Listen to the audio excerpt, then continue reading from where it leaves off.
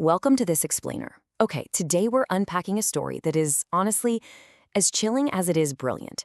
We're going to dive into the Unsaid Manifesto and look at how, under a completely totalitarian regime, empty space, literally just blank white space on a page, became the ultimate act of rebellion. So our story drops us straight into this totally dystopian society where the state controls absolutely all language. I mean, it's a world where, as the quote goes, they come for the poets on a Tuesday, which just happens to be the exact same day the bread arrives. Citizens are constantly being arrested for unauthorized expression in this sweeping, honestly terrifying initiative called cultural purification. Literally every word printed, every sentence spoken, has to serve the regime. Basically, even the bread crusts are stamped with the state seal. So, what actually happens when a totalitarian regime decides that silence itself is a crime? Well, this is the exact dilemma facing our protagonist, Vera Klavina. She's a poet who suddenly realizes that when a government redefines every single word so it means the exact opposite of the truth, well, the only honest thing left to do is to just stop using those words altogether. Now, the state's response here is incredibly telling. They're terrified of what they can't control, right? So they officially outlaw silence through something called the lacuna provision. By making deliberate white space an actual act of treason equivalent to explicit dissent, the regime is admitting its deepest fear. A reader who learns to read what isn't there is a reader who's learned to think for themselves.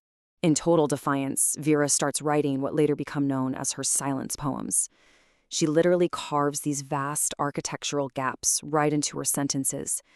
And these blanks, they aren't just nothingness. They act like safe rooms.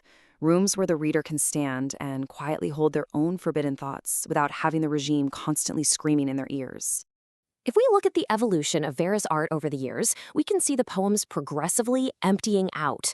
In year one, she starts with about 30% blank space, mostly just strategic gaps in the lyric structure. But by year three, it expands to 95% blank space with incredibly sparse words. And then, finally, she approaches this absolute limit: total, terrifying silence.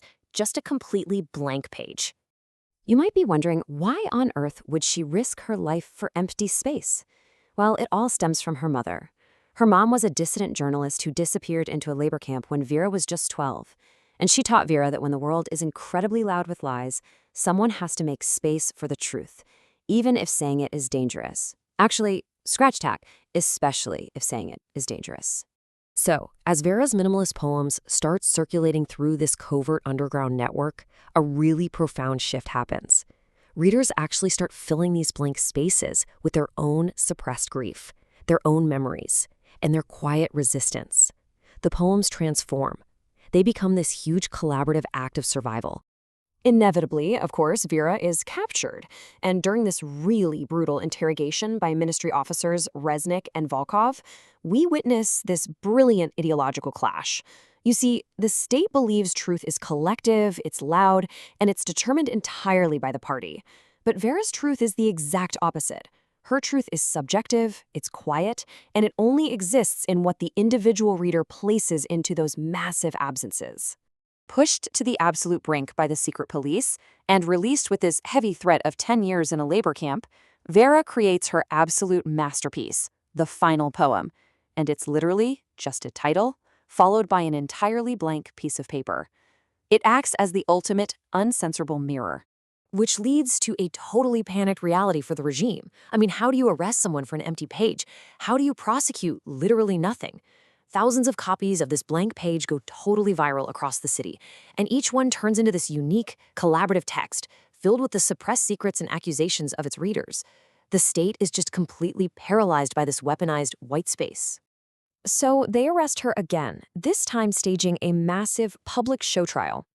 But Vera remains completely calm. She just states, "I'm just someone who leaves spaces." She brilliantly argues to this absolutely furious judge that she didn't write the sedition they found on those pages, she merely made room for it. She's not the author of the crime, the state's own oppressed people are. At the core of this trial is a massive clash of definitions. The prosecution is claiming that absence is this hostile, toxic breeding ground for counter-revolutionary dissent. But Vera's defense? Her defense is that absence is literally the only free territory left, and you can't arrest or close it. The whole thing culminates with Vera refusing to speak her final statement. She just lets a suffocating, defiant silence fill the courtroom for a full minute. and it absolutely infuriates the judge. Unsurprisingly, she's found guilty, and the sentence is incredibly severe. 15 years.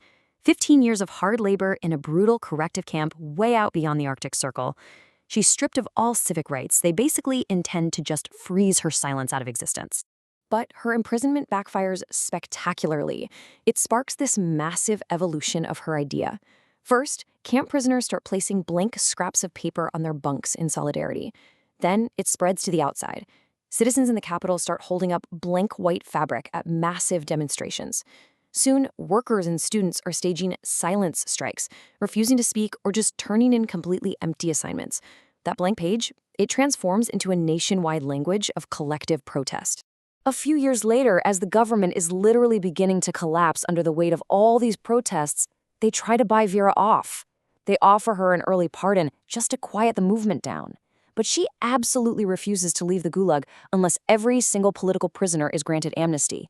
She famously declares, "The blank page is for everyone, or it means nothing." And you know what? Her defiance actually works. She forces a general amnesty for over 3,000 prisoners. Upon her release, she publishes the Unsaid Manifesto. It's a book that ends in a completely blank page, inviting the reader to fill the space with what is true for them. It explicitly says, "This space belongs to you. No one can take it away."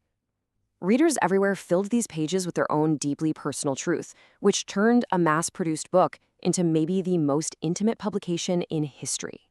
From there, Vera's legacy shifts from paper to physical space. She actually helps design this breathtaking museum exhibition called The Architecture of Absence. It features rooms like the Census of the Disappeared, where people write erased names on the walls. There's the listening chamber, which is perfectly silent. They have the library of unwritten books with blank journals, a confession booth where secrets are written and instantly shredded, and finally, a completely empty room. It literally embodies silence and makes absence completely tangible for tens of thousands of visitors. Sadly, years later, Vera is diagnosed with terminal cancer. But she spends her final months writing a sort of manual for future silence keepers. She leaves them with this incredibly powerful imperative: protect the blank space. In your writing, in your art, in your life, in your mind. She teaches people how to protect their own inner emptiness from being colonized by the noise and the demands of authoritarian control. And all of this leads to her awe-inspiring final act. Vera completely refuses a traditional noisy tribute. Instead, she invites an audience of 200 people to a theater, just to sit with her. For an entire hour, they share an absolute profound, heavy silence together on stage. And at exactly 60 minutes, Vera passes away peacefully, completing her final blank space. Fast forward 2 decades later, and the new democratic state decides they want to honor her. But they don't do it by building a traditional statue. Instead, they completely demolish a massive concrete block right in the city center, a former symbol of the old regime. And they just leave it completely, beautifully empty. It's just a blank space in the middle of the city. And her epitaph simply reads, "She made room." The story of Vera Klavina proves that silence is never just nothing. It's a canvas, waiting for meaning.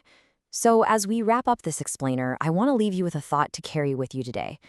If you were handed a completely blank page right now, what forbidden truth are you holding in your own blank spaces?